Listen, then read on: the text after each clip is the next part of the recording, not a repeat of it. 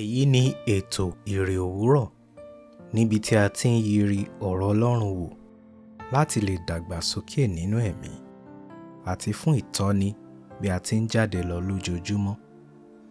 Ìwé Bíbélì Àjùmọ tí a tẹ̀ jáde láti ọwọ́ àjọ ìwé mímọ́ Scripture Union Nigeria ni à ń lò. Bíbélì kíkà wa ní òwúrọ̀ yìí ni a ó rí nínú ìwé Jòhánù orí 6 ẹsẹ̀ ìkíní títí dé ìkẹẹ̀dógún. Ó kà báyìí: Lẹ́yìn nǹkan wọ̀nyí, Jesu kọjá sí apá kejì òkun Gálílì tí í ṣe òkun Tiberia. Ọ̀pọ̀ ìjọ ènìyàn sì tọ̀ ọ́ lẹ́yìn, nítorí tí wọ́n rí iṣẹ́ àmì rẹ̀ tí ó ń ṣe lára àwọn aláìsàn. Jesu sì gun orí òkè lọ, níbẹ̀ ni ó sì gbé jókòó pẹ̀lú àwọn ọmọ ẹ̀yìn rẹ̀. Àjọ ìrékọjá ọdún àwọn Júù sì súnmọ́ etílé. Ǹjẹ́ bí Jesu ti gbé ojú rẹ̀ sókè, tí ó sì rí ọ̀pọ̀ ènìyàn wá sọ́dọ̀ rẹ̀, ó wí fún Fílípì pé, níbo ni a ó ti ra àkàrà kí àwọn wọ̀nyí lè jẹ?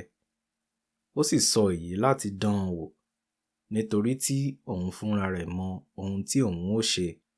Fílípì dá a lóhùn pé, àkàrà 200 owó idẹ kò lè tó fún wọn, bí olúkúlùkù wọn kò tilẹ̀ ní rí ju díẹ̀ bù jẹ. Ọ̀kan nínú àwọn ọmọ ẹ̀yìn rẹ̀, Áńdérù, arákùnrin Símónì Pétérù, wí fún un pé, ọmọdékùnrin kan ń bẹ níhìn tí ó ní ìṣù àkàrà báálì 5 àti ẹja wẹ́wẹ́ 2, ṣùgbọ́n kí ni ìwọ̀nyí jẹ́ láàrin ọ̀pọ̀ ènìyàn wọ̀nyí? Jésù sì wí pé, ẹ mú kí àwọn ènìyàn náà jókòó. Koríko púpọ̀ sì wà níbẹ̀, bẹ́ẹ̀ ni àwọn ọkùnrin náà jókòó, ìwọ̀n 25 ènìyàn ní iye. Jésù sì mú ìṣù àkàrà náà, nígbà tí ó sì ti dúpẹ́, ó pín wọn fún àwọn ọmọ ẹ̀yìn rẹ̀.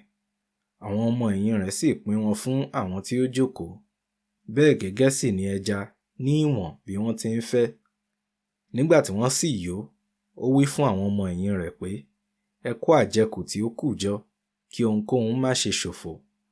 Bẹ́ẹ̀ ni wọ́n kó wọn jọ. Wọ́n sì fi àjẹkù ìṣù àkàrà báálì 5 náà kún àwọn 12, èyí tí àwọn tí ó jẹun jẹ kù. Nítorí náà, nígbà tí àwọn ọkùnrin náà rí iṣẹ́ àmì tí Jésù ṣe, wọ́n wí pé, lóòótọ́, èyí ni wòlíì náà tí ó ń bọ̀ wá sí ayé. Nígbà tí Jésù sì wòye pé wọ́n fẹ́ wá fi agbára mú òun láti lọ fi jẹ ọba, ó tún padà lọ sórí òkè, òun nìkan. Orí ọ̀rọ̀ Jésù mọ ohun tí ó ṣe. Jésù Olúwa kò gbà kí àìgbàgbọ́ àwọn Júù dí òun lọ́wọ́ láti tẹ̀síwájú nínú iṣẹ́ ìránṣẹ́ rẹ̀. Kí ni Olúwa ṣe ní ẹsẹ̀ 1? Tún ẹsẹ̀ 2 kà, kí o sì bi ara rẹ léèrè ìdí tí ìwọ náà fi ń tẹ̀lé Jésù Olúwa lónìí. Kò yẹ kó jẹ́ pé nítorí ohun ayé tí a ó rí gbà ni a fi ń tẹ̀lé. Jésù ní ìmọ̀lára ohun gbogbo tí àwọn ènìyàn ń là kọjá. Ó sì múra tán láti tán gbogbo àìní wọn, bí a ṣe kà ní ẹsẹ̀ 5 títí dé 6.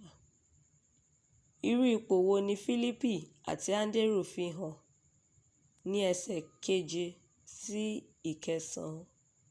Ẹsẹ̀ 6 apá kejì jẹ́ kí ó yé wa pé Jésù fúnra rẹ̀ mọ ohun tí yóò ṣe. Irú ipò àìnírètí wo ni ó wà lọ́wọ́lọ́wọ́ báyìí? Gbàgbọ́ kí o sì sọ fún Jésù nípa rẹ̀. Ó mọ ohun tí yóò ṣe. Ka ẹsẹ̀ 11 títí dé 13 fún ìmúlọ́kànle.